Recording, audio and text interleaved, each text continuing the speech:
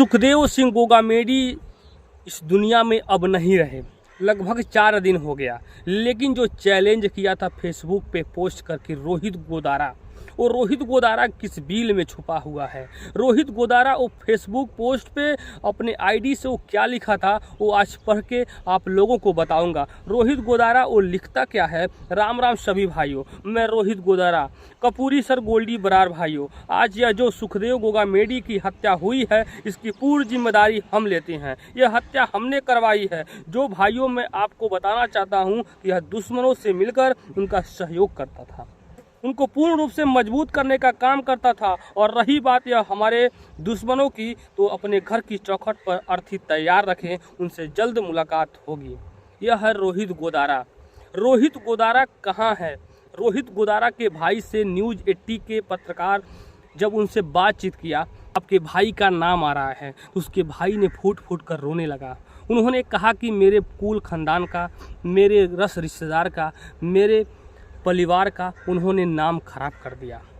जब और आगे न्यूज़ 80 के पत्रकार जब ये सवाल करते हैं, लास्ट मुलाकात कब हुआ था, तो रोहित गोदारा के भाई ये कहते हैं कि 2005 से ही वो अपना यहाँ से बोरिया बिस्तर बांध के बीकानेर शहर चला गया था। उसकी शादी और मेरी शादी एक साथ हुई थी और अपनी पत्नी को लेकर बीकानेर शहर में रहता था। और वो मोबाइल का दुकान था और उस मोबाइल के दुकान को चलाता था और वहाँ से क्या करता था और किसी को नहीं पता चलता था। और कुछ दिन बीतता है, रोहित गोदारा की जो पत्नी जो साथ में रहती थी, उससे भी रिलेशन धीरे धीरे ख़त्म होने लगता है। और रोहित गोदारा के पत्नी जो थी, जब ये रिलेशन धीरे धीरे दोनों में अनबन और खटास होने लगता है, जब ख़त्म होने लगता है, तो रोहित गोदारा की पत्नी अपने पिता से मिलती है और ये सारी उसकी करतूतों को बताती है। और उसके बाद वो छोड़ने की बात करता रहता है।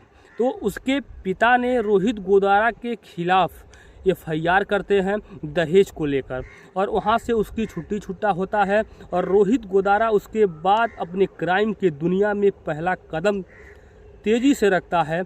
और जब जेल जाता है, वहाँ किस किस गैंगस्टरों से मुलाकात होता है, किस किस अपराधियों से मुलाकात होती है, वहाँ से उसकी क्राइम कुंडली धीरे धीरे बढ़ता जाता है। और एक एक करके दर्जनों उसके ऊपर FIR होते हैं और जेल आना जाना उसका लगा रहता है।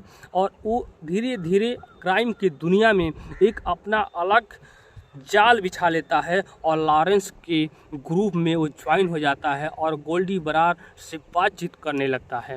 ये रोहित गोदारा है। और रोहित गोदारा कैसे एक शॉप की दुकान चलाते चलाते गैंगस्टर रोहित गोदारा अपने आप को एक बड़े नेताओं को सुपारी लेता है और उसकी फेसबुक पोस्ट करता है और अपने आईडी से पोस्ट करता है और कहता है कि जितने भी हमारे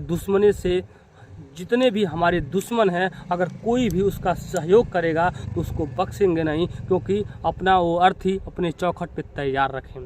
तो रोहित गोदारा और हमारी भारत देश के अंदर जो जांच एजेंसियां हैं, जो पुलिस प्रशासन है, ऐसे ऐसे हत्यारे जो सीधे फेसबुक पोस्ट पे पोस्ट करते हैं और हत्या करने की धमकी देते हैं और जेलों में बंद अपराधियों से सीधे न्यूज़ वाले बात करते हैं।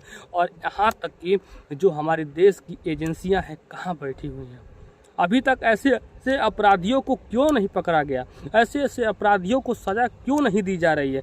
आए दिन एक न एक दिन नए नए घटनाएं को लेकर ये लोग अंजाम देते रहते हैं। अभी 1 साल पहले सिद्धू मूसेवाला का यही लॉरेंस बिश्नोई का गैंग, यही लोग मिलकर उसकी हत्या करते हैं और दिन दहाड़े उसकी गोलियों से भून देते हैं। करनी सेना के अध्यक्ष सुखदेव सिंह गोगामेडी की जिस तरीके से हत्या हुई है, ये कहीं न कहीं ये दुखद है। और अभी तक तो अपराधियों को मारते थे और अब धीरे धीरे ये क्राइम नेताओं की ओर बढ़ रहा है, अभिनेताओं की ओर बढ़ रहा है। तो सोचिए, ये भारत है और भारत में किस तरीके से अपराधियों के हौसले बुलंद हैं कि नेताओं को अब हत्या करने लगे हैं। अब धीरे धीरे अभिनेताओं की भी हत्या करेंगे। ऐसे ही अगर इन अपराधों को रोका नहीं गया तो आने वाले समय में इन लोगों का क्राइम जो है चरम सीमा पे होगा और कोई भी इन लोगों के खिलाफ FIR करने से डरेगा। तो मेरा निवेदन है, जो रोहित गोदारा जिस बिल में छुपा है और छुप के वार कर रहा है, ऐसे इस देश के एजेंसियों से निवेदन है, ऐसे लोगों को कठोर से कठोर सजा दें। जय हिंद, जय भारत।